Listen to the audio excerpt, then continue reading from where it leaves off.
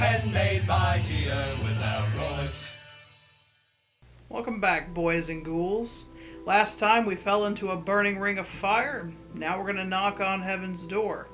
We're going to talk about Over the Garden Wall and why Paradiso fits better than Dante's Inferno ever did. So, get comfortable. Stay a while. Let me start by saying that if you're a fan of the Dante's Inferno theory for Over the Garden Wall, that's completely fine. This is just an alternate viewpoint. Is either one truly right or wrong? Not till the creator says so. But that doesn't mean that we have to stop speculating. The first and best point that I can possibly make for my theory is that Beatrice is the guide. In Dante's Inferno, Virgil was the guide. You remember him. But now it's Beatrice. Beatrice guides Dante up through Paradiso, the realms of heaven, which is sort of a pseudo-sequel to Inferno. Likewise, Beatrice the Bluebird, although not being the pure-hearted maiden that we see in Paradiso, serves as Wirt and Greg's guide as they head through the woods towards Adelaide of the Pasture in the hopes of returning home. Also with this theory, each realm of heaven correlates directly to an episode, unlike Dante's Inferno again. So, episode 1 is about the first circle of heaven. Let's break them down one at a time. In the first episode of Over the Garden Wall, we meet the woodsman, and the first circle of Paradiso is representative of the moon, the inconsistent and the uncourageous. What does that mean? It means that people who reside in this circle are those who have failed in their vows and who are lacking the courage to continue on their noble quests. And I know what you can say. The woodsman's continuing his quest, but I don't think he is. As we know from the end of the story, he sits outside his house, afraid to go in and see his daughter, afraid to resume his life. Why is that? I think he walked out into the woods one night, angry, and got himself into trouble, much the way the brothers got themselves into trouble when they jumped over the garden wall. At the very least, the woodsman is certainly lacking in courage. He is too afraid to not light the lantern, too afraid to disobey the beast, and because of that, damned to wander the woods until his own light burns out. The second circle of paradise is home for those who did good, but their ambition got the best of them. They did good not for the sake of doing good, but for their own personal fame and accolades. And Enoch, the leader of the people in Hard Times of the Huskanby, is definitely prone to this. We see it, in fact, when he accuses Wirt and Greg of murder, showing that he certainly lacks the virtue of justice, at least true justice. Beyond that, Enoch shows that he's put himself literally on a pedestal. He is at the center of their pagan festival as some sort of greater entity. At the very least, he's more than mayor and less than a god, and certainly the most popular person in the village, if not slightly revered as more than what he is. As a side note, Enoch gets his name from one of Noah's ancestors from the Bible. And it's worth mentioning, especially since we're keeping with the religious overtones of Over the Garden Wall.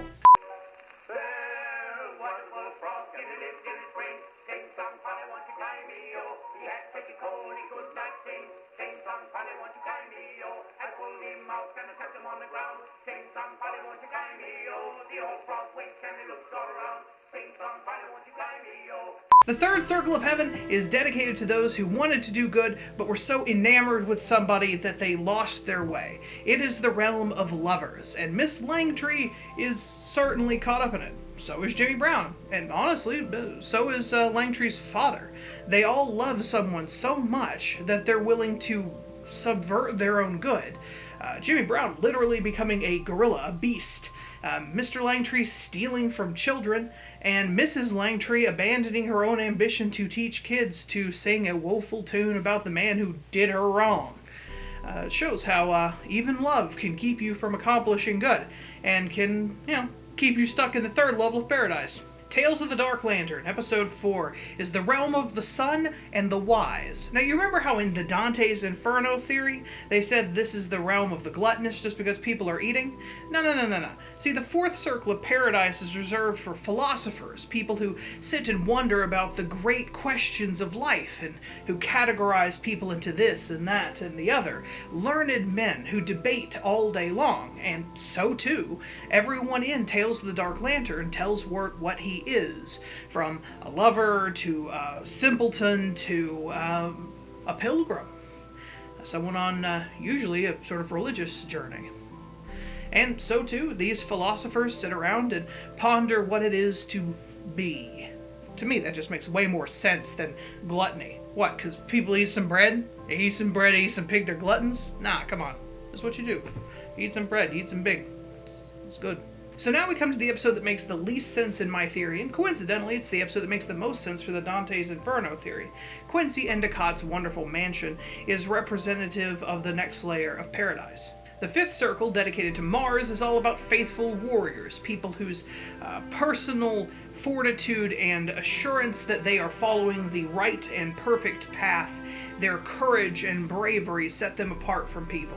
And likewise, both Mrs. Gray and Quincy Endicott have so much faith in their own ability, in their own triumphant virtues, that they say, of course this entire mansion is mine. It's mine. It's mine. And refuse to even believe the idea that they might have built a mansion so big it collided with somebody else's. And both of them undergo trials of courage in this episode, seeking after phantoms that they are sure exist. I mean, Greg even goes so far as to say, "'Cause I really, really want to see a ghost." That's courage, man! That's courage. The sixth circle of paradise and the sixth episode of Over the Garden Wall is all about justice. In this, the frogs chase down the brothers for not paying their 2 pennies to take the ferry.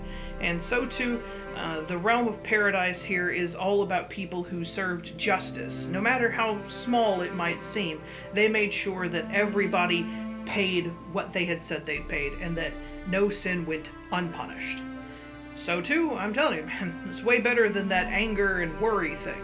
So too, once the brothers and their frog have worked to pay back their ferry, all is forgiven, because they have worked and thus earned, and they believe in true justice, which is they have rendered a service, therefore they have earned their passage.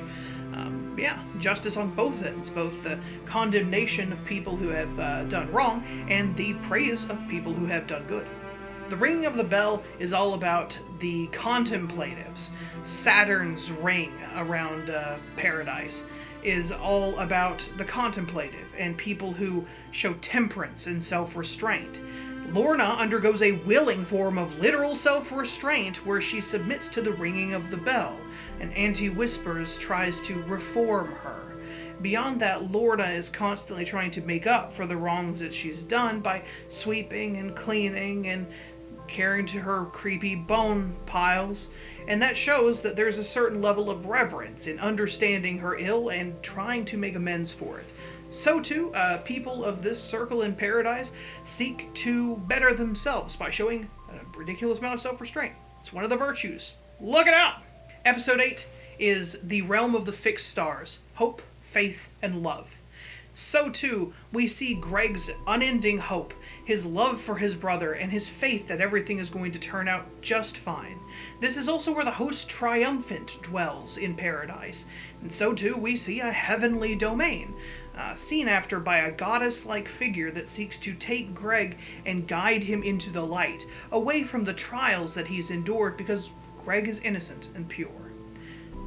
See? Told you, fits way better than that Old North Wind war thing we had in the last episode. The next part of Paradiso is where it gets really cool. The next realm that Dante enters with Beatrice as his guide is the Prima Mobile. The Prima Mobile is basically God's giant red Acme lever. It is what he pushed to set the universe in motion. And this episode that corresponds in Over the Garden Wall is the backstory episode. It shows everything that Wirt and Greg did that set these events into motion.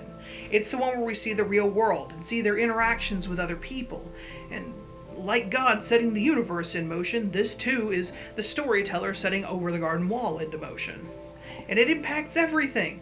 We see Quincy Endicott's grave in this episode. We see characters that represent things and events that have transpired in the show that have come thus far. This is where everything starts to gel. And so the Prima Mobile couldn't fit this episode any better. After that, Dante is clad in light and allowed to see the true shape of things as he enters into the 10th area of Paradise. It's called Empyrean, and it is the realm of God and knowing truth. So too, in the 10th episode of Over the Garden Wall, Wirt and Greg and the Woodsman come face to face with the Beast. Wirt finally learns what he's truly meant to be, and he steps up and, cladding himself in light, sees the Beast's true nature. Uncovering that, he is allowed freedom from this realm. He escapes the strange, nebulous void of the wood, and he saves both himself and his brother. It is true redemption. It is passing beyond all that seems real and into the true world. As another final note, this episode has a really interesting Easter egg I think a lot of people miss.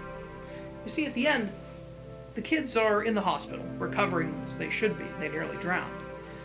But their frog, when Greg shakes him, the bell still shines. Meaning one of two things. Either the illusion is greater than we realized, and they are still caught in it, or everything that transpired in the woods actually happened. Every tragedy actually befell these two brothers. Every glorious moment truly happened, and none of it was just a daydream or a fancy as one passed into death. I'm not sure which one was more interesting. Either way, this about wraps up Over the Garden Wall. If you haven't seen it, I highly recommend it. If you have seen it, now's the time to share it with somebody. It's certainly the right season for it. I think I'll go watch it again now. So, until next week, enjoy carving pumpkins, enjoy making costumes, go enjoy Over the Garden Wall. Thanks for sticking with us on Pen Made Mightier. We'll see you next week.